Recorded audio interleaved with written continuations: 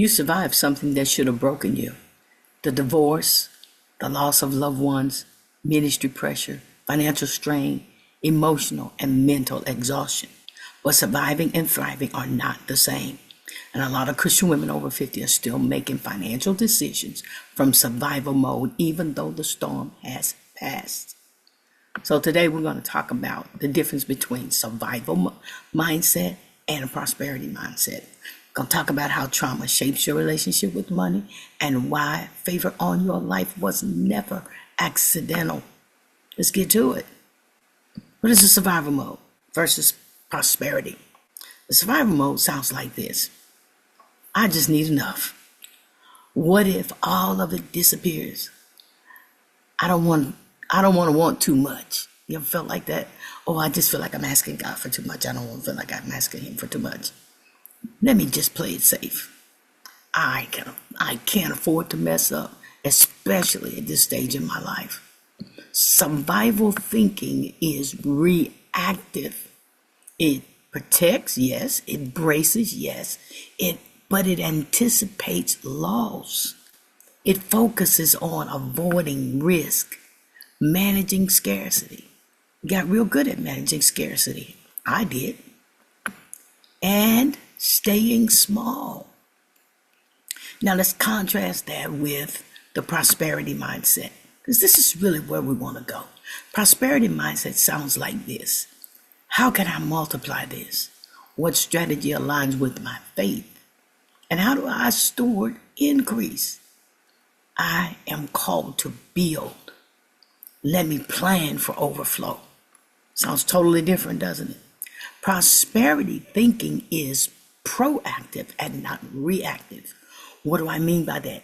It plans, it prepares, it expects, it focuses on stewardship and growth and strategy and intentional action. Survival asks, how do I not lose?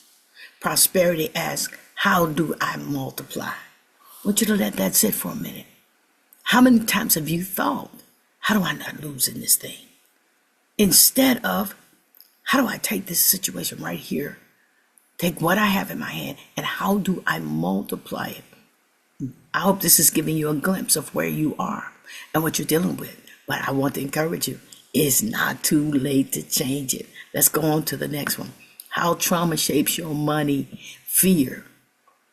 Okay, a lot of money anxiety isn't even about money. It's about memory. Because trauma creates hypervigilance. Hypervigilance. What is hypervigilance? It's a state of intense chronic alertness and guardedness where the brain constantly scans the environment for potential danger, even in safe situations. Hoarding tendencies. You know people that hoard? Do you hoard? Fear of investing. Fear of letting go of any kind of money. Fear. Guilt about spending. You won't even buy yourself a pair of shoes. I can talk to you about this because I've been like that. Shame around wanting more, as if there's something wrong with you wanting more and wanting to be better than where you are. If someone grew up in lack, went through a divorce, watched their parents struggle, experienced financial betrayal, lived paycheck to paycheck, the nervous system remembers that. Even when increase comes or an increase of income happens, that fear doesn't automatically disappear. You can be blessed and still be bracing for the next trauma, bracing for the next bad thing. This trauma, and that is what is called trauma-informed money behavior. Write that down somewhere. Your bank account may have changed, but your nervous system might not have. But here's the way you reframe this. Healing your money mindset isn't greed.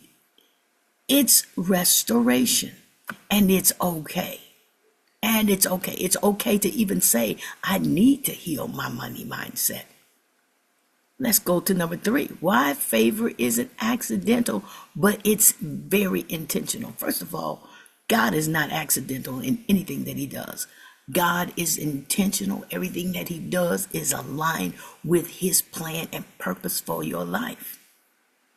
You didn't survive by coincidence. Favor is not random. Favor is strategic. Watch this. Joseph didn't survive the pit by accident. David didn't survive Saul by accident. Esther wasn't positioned by accident. Favor preserved them because their purpose required it. You ready for the shift? Here's the shift.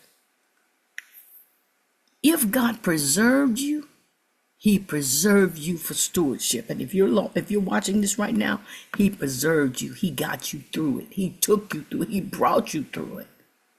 If he preserved you, it's for stewardship. Favor isn't just protection. It's positioning. Write that down.